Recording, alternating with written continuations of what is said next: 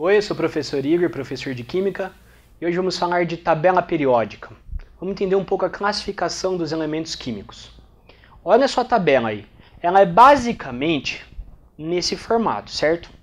O que a gente nota?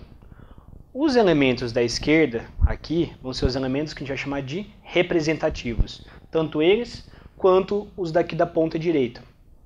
Os do meio, nós vamos chamar de transição externa. E esses aqui embaixo, que ficam separados da sua tabela, vão ser os elementos de transição interna.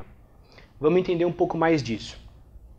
Os representativos vão ser todos os elementos que terminarem no subnível S ou P. Quem que são eles? É 1, 2, do 13 ao 18.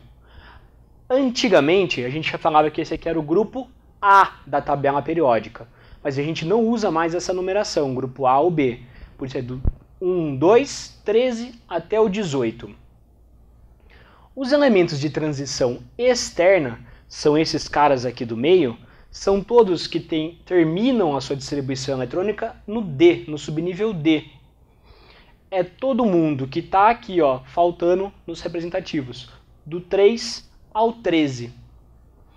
Lembrando que antigamente era o grupo B, mas a gente não usa mais essa nomenclatura, então não coloque na prova, hein? O de transição interna são todos aqueles que terminam no subnível F, que são esses que estão separados aqui. São os lantanoides e actinoides. De novo, essa nomenclatura da química muda toda hora. Vocês vão achar na prova actinídeos e lantanídeos. Mas aí o PAC já recomenda que a gente mude esse nome. Falem lantanoides e actinoides. Tudo bem? Então o que você vai ter que saber? Vai ter que bater o olho no elemento e vai ter que saber se é um representativo, transição externa, transição interna. Eu vejo lá essa distribuição eletrônica aqui. Nem precisa saber de cor quem que é esse cara, mas você precisa saber quantos elétrons ele tem na última camada, qual é a última camada dele e qual grupo ele pertence.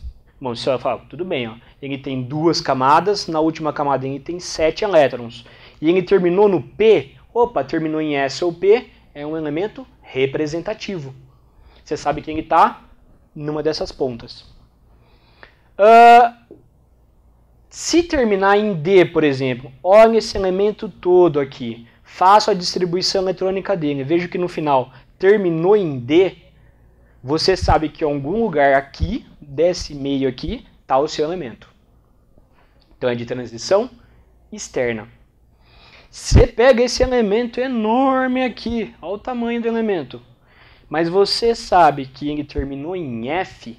Se ele terminou em F, ele vai fazer parte do grupo de transição interna.